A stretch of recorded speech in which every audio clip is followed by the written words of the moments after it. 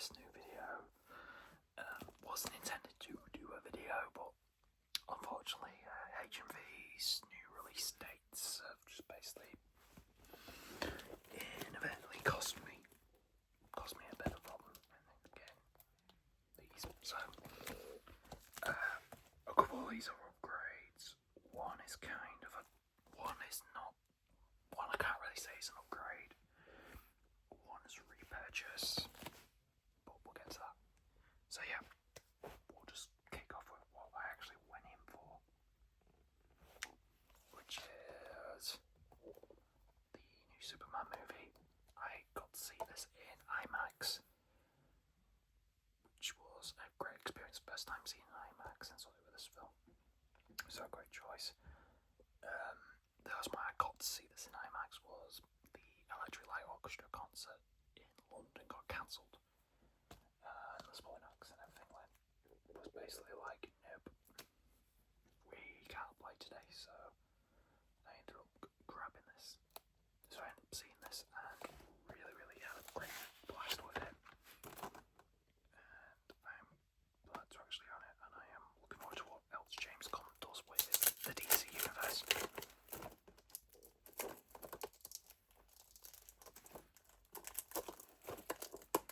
Actually, just looks like nearly everything is an upgrade in some form or other.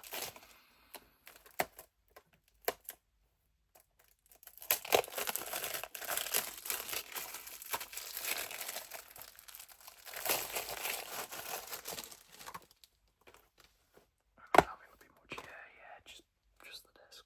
But nice to finally have this. I haven't watched this since seeing it in IMAX, so yeah.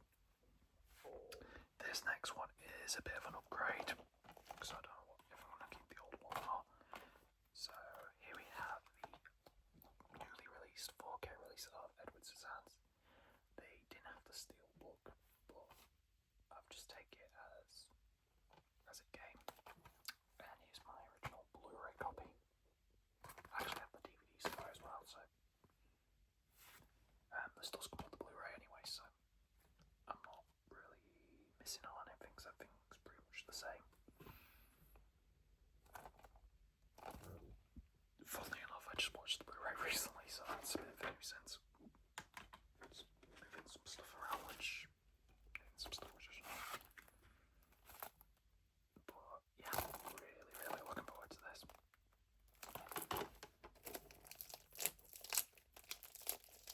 And it helps if I can actually get into stuff,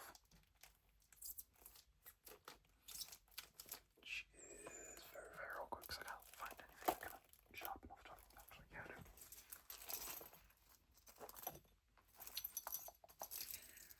Always good to have a bit of a charm somewhere.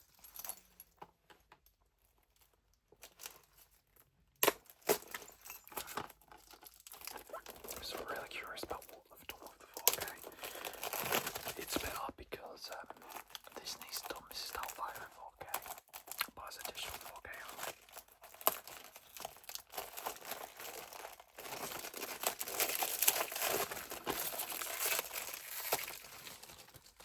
Which is a bit odd because I really wouldn't mind seeing that on 4K. So I got the 4K and the Blu-ray, which actually looks the same, to be fair.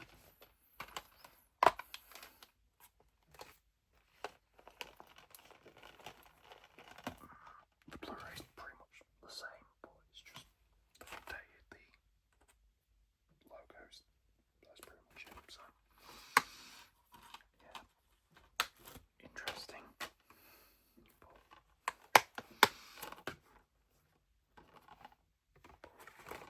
But let's have that. There was two other films I was going to pick up that I picked up, which were kind of the reason why I went in, but this is an upgrade for the Blu-ray.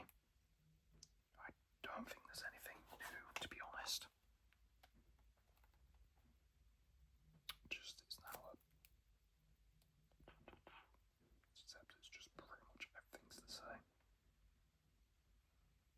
From the looks of it.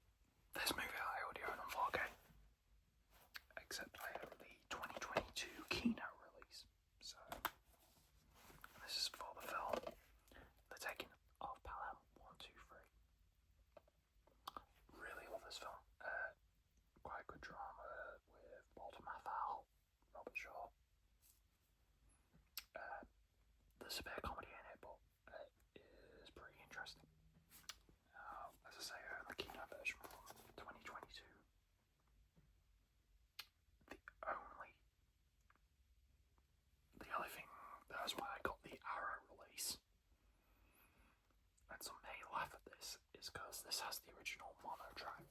This doesn't have the original mono. So me going, I only need this version, is what my reason for why I didn't pick the Arrow release. It was just after doing some digging around and the Arrow release has the original mono track, and I just did some comparisons. I was like, oh, great. So annoyingly, I've just had to rebuy. Saying that I've done it with the Dollars trilogy, but that was because it was a better presentation. This is going to be interesting to compare because this is using the 4K Nexus. This is using the 4K Nexus, but this has HDR Dolby Vision Masters. I think this is pretty much the same. I think just this has the audio commentary. Yeah, this just has the audio. This just has the audio. The mono track, so I honestly don't know if this was just worth the upgrade or I don't know what I can call this, if this is actually an upgrade or if I'm just gonna be, so I can't really say if this is actually an upgrade or if it's just basically me just buying for like the sake of saying it has an audio track. Now, I haven't watched this on my 4K TV because when I bought my 4K TV in March, I was starting to watch stuff again on 4Ks and stuff. Like most time I was watching them on my server or watching them on an old LG TV.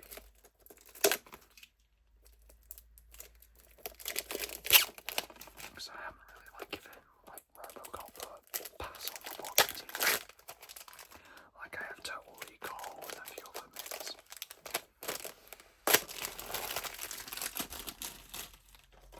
So I am really curious about what they've done with this. This feels a bit more substantial. Oh, there's the disc. It actually comes with a booklet, which I'm gonna look forward to reading.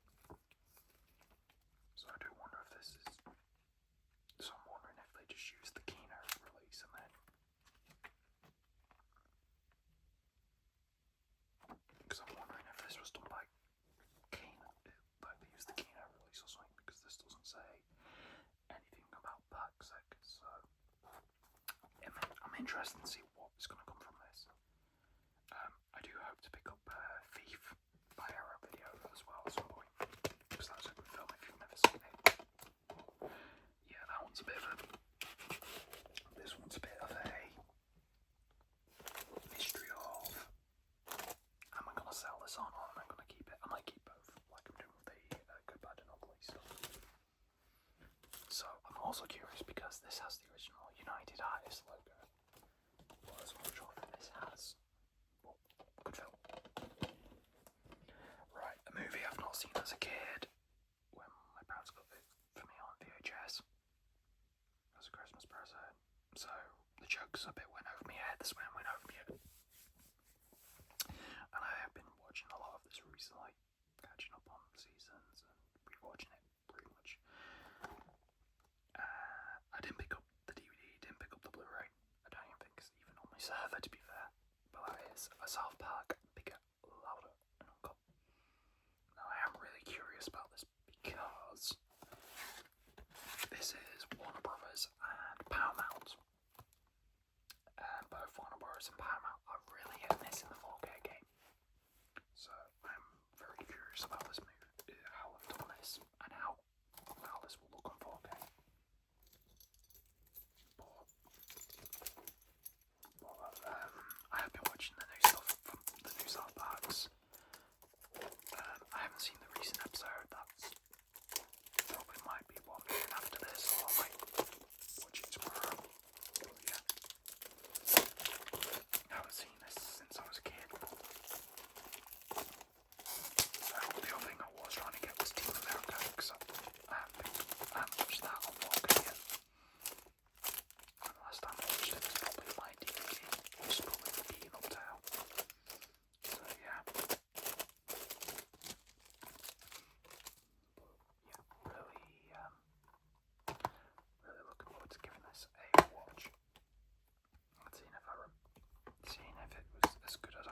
because I did enjoy it. But it was probably one that, like I say, comes with age. You pick up with stuff. These next two movies are movies I do own the DVDs for. I've only seen the first film. I haven't even watched the second one, which is a shame because I really wanted to. And this is kind of the reason why stuff got expensive, because like 25 is like new releases. I'm like, but Crocodile Dundee. This is the first movie. It's called the Encore Cut because it's had a couple of minutes cut. It's had a couple of frames cut from here to there, but I did see this. Really enjoyed it. Haven't watched it since then, so I'm kind of curious how they're handling this.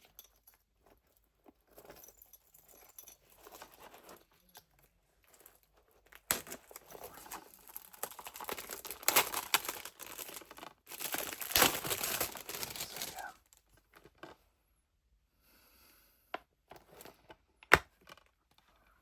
This guy. When I watched this, I really did enjoy this. And here we have the second one. Now this one I haven't seen. I've seen clips. And I keep saying I really want to watch this, but I haven't really put the time to it. So now I've got a reason to. Oh, and this does say a Paramount picture, so I'm hoping that the Paramount logo is still about.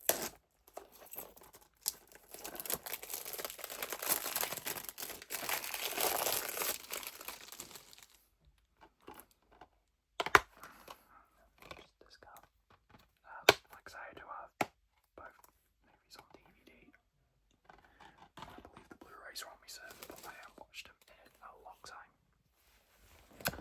We're coming up to the last two items, and it's one big franchise, and I'm going to be annoyed if Paramount do this in one box set. So I owned the 6 movie sets, the original version, because they had both versions for the same price. The only difference is this one's in a more slimmer box, and actually has better artwork. Because what they did originally was they did the 5 movie box set for the 4K and Blu-ray, and then put the 6th film as a separate release in there. But here we have the Tom Cruise Mission Impossible 6 movie collection. Now I got the box set originally when before the release of Dead Reckoning, because I've been wanting to rebuy it. I finally put the money to it and said, look, I'll just rebuy it. I still prefer watching the original first film, and I still prefer watching the first 3 seasons, but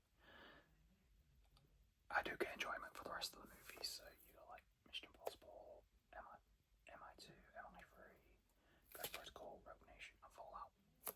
And Fallout, if you bought the original set, basically the front cover was just the Fallout cover, and then in between here you had like the 4K for Fallout, which was the standalone release. But yeah, so you can probably tell what I got next then. But I am going to be annoyed if they do an 8 movie set for this. So if we have 1/6. These will probably be the same releases as before.